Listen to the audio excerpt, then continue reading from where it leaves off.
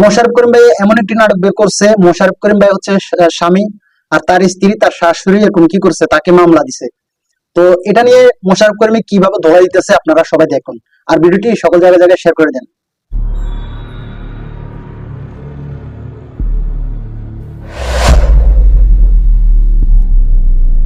আপনি বলছেন যে আপনি আপনার মেয়ের জামাই মানে আমারে যৌতুকের টাকা দিচ্ছেন, কত দিচ্ছেন? 5 লাখ।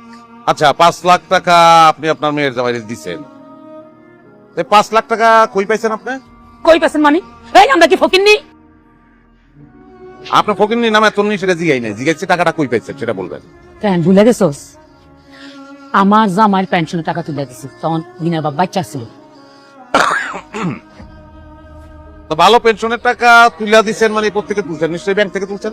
হ্যাঁ স্যার, টাকা যেহেতু ব্যাংক থেকে তুলছে, তাহলে তারিখ অনুযায়ী ব্যাংকে খোঁজ খবর নিলে তো এটা প্রমাণ পাওয়া যাবে যে ব্যাংক থেকে তুলছে কি তোলেন। আমার আর একটা অভিযোগ ছিল যে আমি আপনার মেয়েরে পিটাইছি। তা আপনার মেয়েরে আমি কতদিন পিটাইছি? আমি কি গণ্য রাখছি? প্রত্যেকদিন পিটাইছস। প্রত্যেকদিনই পিটাইছি। আপনি নিজের চোখে কয়বার দেখছেন? কম পক্ষে 8-10 বার নিজের চোখে দেখছি। 8-10 বার দেখছেন। তো স্যার যেদিন পিটাইছি মানে যেদিন আপনার মেয়ে চলে গেছে সেদিন তার আমি কি দিয়ে পিটাইছি? কি দিয়ে পিটাইছি মানে? ওই যে লাঠি দিয়ে পিটাইছি। লাঠি? মানে লাঠির মতো একটা কিছু, আমার না ভালো করে মনে নেই। আপনি মামলা করছেন আপনার মেয়ের আমি পিটাইছি, আপনার মামলার বিষয়ই এইটা। অথচ কি দিয়ে পিটাইছি সেটাই আপনার মনে নাই, এত বড় গুরুত্বপূর্ণ বিষয় আপনি ভুলে গেলেন। না না না, মনে পড়ছে মনে পড়ছে, হাতুড়ি দিয়ে পিটাইছো। আর এটা তো হলো বড় কথা না, কি দিয়ে পিটাইছো, হাতুড়ি দিয়া না বাঁশ দিয়া, এইটা হলো বড় কথা না, আসল কথা না। আসল কথা হলো তুই আমার মাইয়ারে পিটাইছস। কথাগুলো বলতেছে কিভাবে, তো এরকম সমাজে এরকম চলতেছে আর কি। হাতুড়ি দিয়ে পিটাইছি আমি, ঠিক আছে। তা হাতুড়ি দিয়ে যদি আপনার মায়ের আমি পিটাই, আপনার মায়ের যে শরীর তাতে তো তার আহত হওয়ার কথা, জখম হওয়ার কথা। কোথায় কোথায় জখম হয় কি জানি, আমি দেখিনি, ভালো করে দেখিনি, মনে নেই। আপনি দেখেনই নাই। মামলা আঘাত করতেন। করছে শাশুড়ি জানে, আচ্ছা যাই আমার হোক, বলতেছে জানে না। হাতুড়ি দিয়ে পিটাই কেমন হয়ে গেল না বিষয়টা? হ্যাঁ। তারা হাসপাতালে দেখুন নেওয়ার পুরো কথা। ভিডিও। হাসপাতালে কিনেছিলেন? না হাসপাতালে নেন নাই? না, তো মামলা কোন সময় করছে? ওই যে বাড়ি থেকে যাই পরের দিন থানায় যাই মামলা। তার আমার স্ত্রীর আম্মারে আমার আর জিজ্ঞাসাবাদ করার নাই, আপনি তারে বসতে বলতে পারেন। আর আমি আমার স্ত্রীর সঙ্গে কিছু কথা বলতে চাই, মানে কিছু জিজ্ঞাসা করতে চাই, যদি তার একটু ডাক। আচ্ছা ঠিক আছে, আপনি বসতে পারেন, বসেন।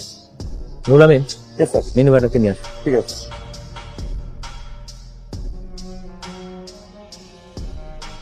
এসব প্রমাণ করেছিল। আরে দূর কি হচ্ছে স্যার, স্যার আমি আমার মেয়ে নিয়ে আসি। আপনি বসেন, আপনার মেয়েকে আনতে আমার লোক কেন? পুলিশ অফিসার কিন্তু এদিক দিয়ে একটা ভালো কাজ করছে। আপনি যাই না, আমার লোক আছে, ওনাকে আমার লোকে আনবে। আপনি গেলে হয়তো আপনি রিটার্ন এগুলো বলে শিখিয়ে দিবেন। এখন আপনারা দেখেন মেয়ের মুখ থেকে কি শুনতেছে। চুপচাপ বসে না।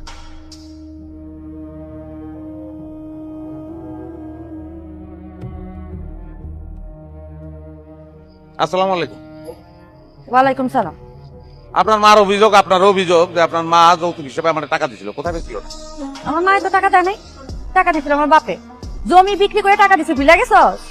আরে ও কিছু জানে না, জানে না। টাকা তো আমি ওর আব্বা মিল্লা পেনশনের টাকা দিচ্ছি। আপনি যদি আরেকবার কথা বলেন তাহলে কিন্তু আমি আপনাকে খালি ছেড়ে দেবো। বসেন আপনি।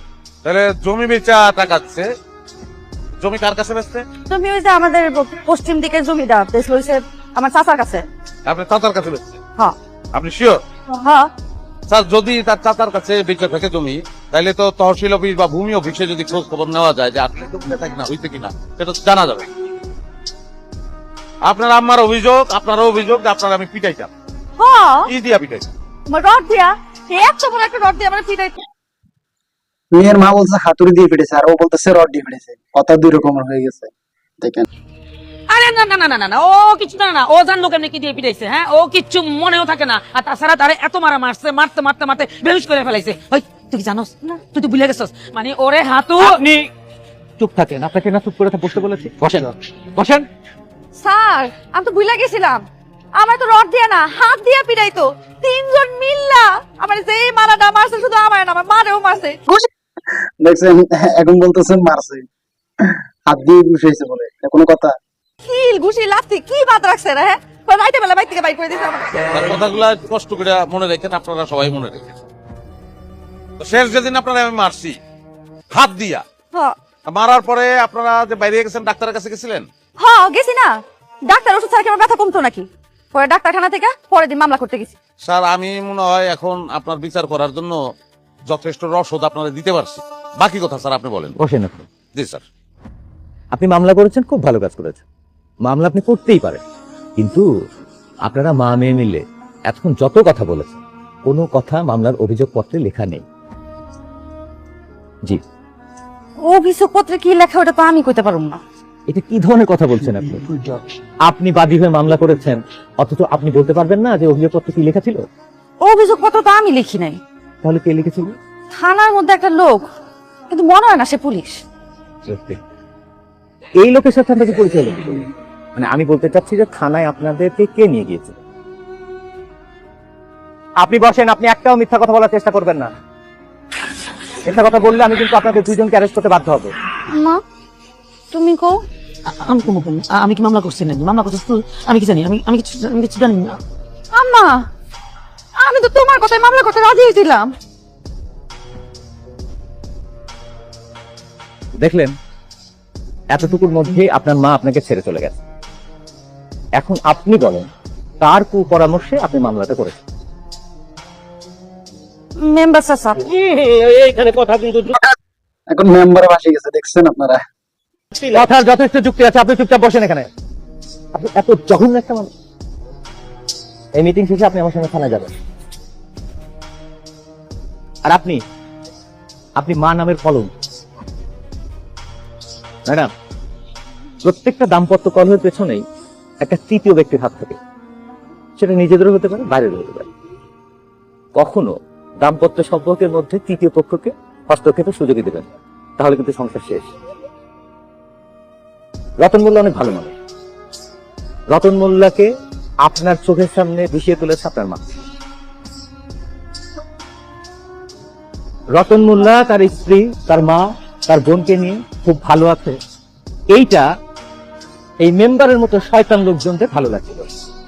এটা রতন মোল্লা ঠিকই বুঝতে পেরেছে। আজকে আমরা যে মিটিং এ বসেছি, এটা বলতে পারেন কিছুটা পূর্ববর্তী। আমি যখন আপনার বাসায় রতন মোল্লাকে আসামি হিসেবে ধরার জন্য আসি, তখন সেই আমার বাইকে, সেই আমাকে এই বাসায় নিয়ে এসেছে। আসার সময় সে আমাকে রাস্তার মাঝখানে থামিয়ে। ভিডিও দেখে আপনারা কি বুঝতে পারলেন? মেয়ের মা এবং কি মেয়ে মিলে মামলা দিছে স্বামীর নামে। মোশাররফ করিম ভাইয়ের এই নাটকটি আপনাদের থেকে কেমন লাগছে অবশ্যই কমেন্ট করবেন। স্ত্রীদের চাপে পড়ে থাকে এরকম অনেক পুরুষে, কাউরে কিছু বলতে পারে না, কারণ অসহায়ের মতো।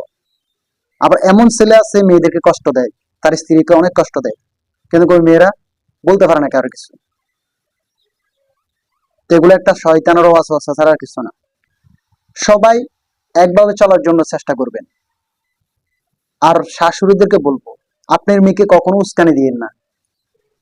আর ভাবিদেরকে বলবো, আপনি আপনার স্বামীরে সন্দেহ কইরা লাঞ্ছিত করিয়েন না। আপনার মা বাবার কথা শুই না, পাড়া প্রতিবেশীর কথা শুই না তাকে সন্দেহ করিয়েন না।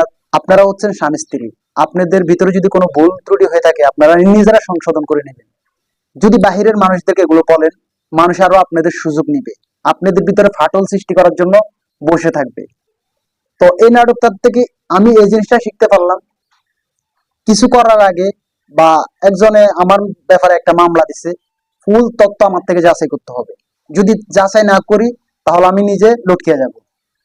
আর যদি ফুল তথ্য যদি যাচাই করি বা সত্যটা যদি প্রমাণ করে দিতে পারি, তাহলে আমি এখান থেকে বেঁচে যাব। তো মোশাররফ করিম ভাই এই জিনিসটা বুঝেছে, এই জিনিসটা মেসেজটা মানুষকে দিছে। মানে মোশাররফ করিম ভাইয়ের নামে তো মামলা দিছে তার স্ত্রী এবং কি তার শাশুড়ি, এটা নাটকের মাধ্যমে বুঝেছে পাবলিক প্লেসদেরকে। তো উনি মারছে কিনা, যৌতুক নিয়েছে কিনা, সম্পূর্ণ তথ্য এরকম সংগ্রহ করছে সবার সামনে। কিন্তু প্রশাসন বাহিনী একটা ভালো কাজ করছে, ওনাকে কথা বলার জন্য সুযোগ দিছে এবং সময় দিছে, এবং প্রশাসন বাহিনী এরকম পুরো তথ্যটা বিশ্লেষণ করে সঠিক তথ্যটা পেয়েছে। তো অবশ্যই তো আমি একটা কথা বলতে চাই, শেষ মাসে সবাই এক আর একভাবে চলবেন, কারোর ভিতরে যেন ফাটল সৃষ্টি না হয়।